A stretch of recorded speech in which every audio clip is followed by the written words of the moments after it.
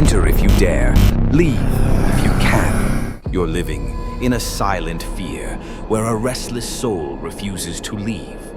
As night falls, a voice echoes from the quiet attic. I am Kate, and I never left. Just those words are enough to make hearts skip a beat and pique curiosity.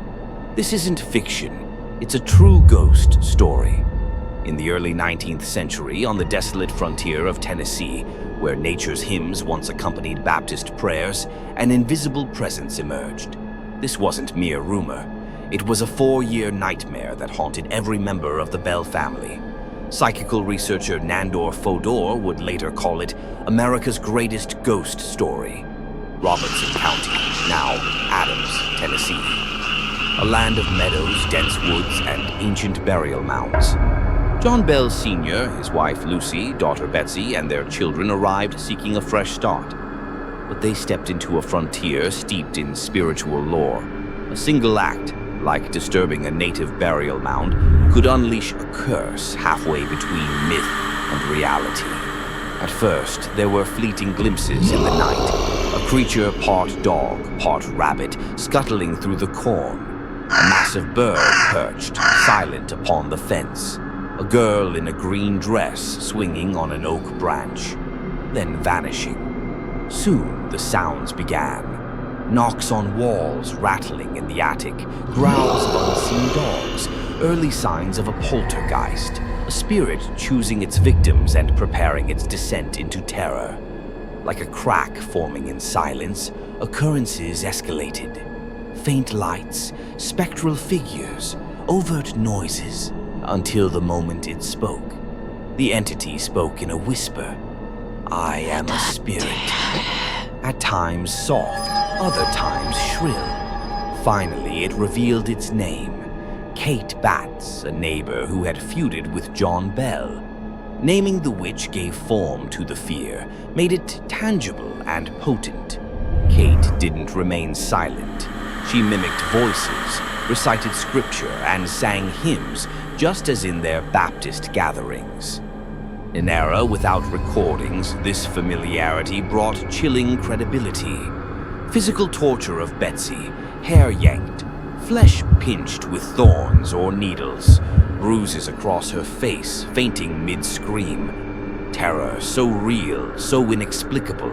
Attacks on John Bell Sr., Old Jack. Forced awake, shoes removed, slapped in his slumber, suffered seizures with no clear medical cause. Psychological manipulation. The entity showed affection to Lucy and John Jr., offering hymns and fruit while tormenting others. A master of psychological warfare, it fractured the family from within. When a local haunting goes national, the terror extended beyond the Bell household. James Johnston, a friend, heard Kate mimic his Dutch stepmother, demonstrating psychic insight. Legend even claims that General Andrew Jackson visited. Their carriage stalled in mud, only released after the spirit permitted it. Some say Jackson remarked, "I'd rather fight the British again than face that witch." Although unverified, the tale elevated the haunting beyond a local myth to a national legend. Old Jack collapsed into a coma and died around December 1920. A dark vial appeared mysteriously. John Jr. tested it on a cat. It leaped and died instantly. Then Kate's voice proclaimed, "Last night I gave Old Jack that vial, and I finished him." When John Jr. threw the vial into the hearth, the flames turned blue-green, roaring up the chimney. An eerie spectacle. Was it arsenic or witchcraft? At his funeral, laughter and vulgar songs interrupted the service. Kate declared her mission complete and vowed to return in 7 years. True to her promise, she returned in 1828, speaking now of spiritual revival and life. No longer a mere tormentor, but something more complex and eerie.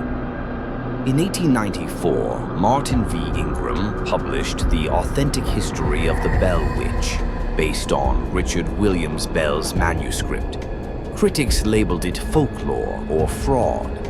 An 1856 New England newspaper suggested Betsy staged the haunting to win a suitor.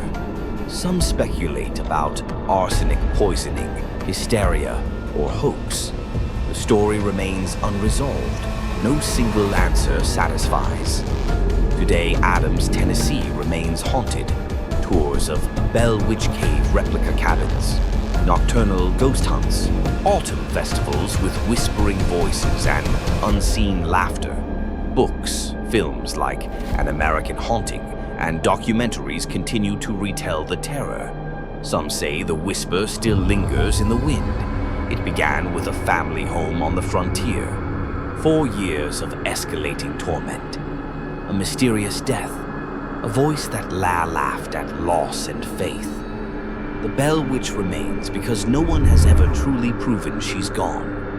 Her story endures as an open wound in America's supernatural history, left for us to question, to fear, and to remember.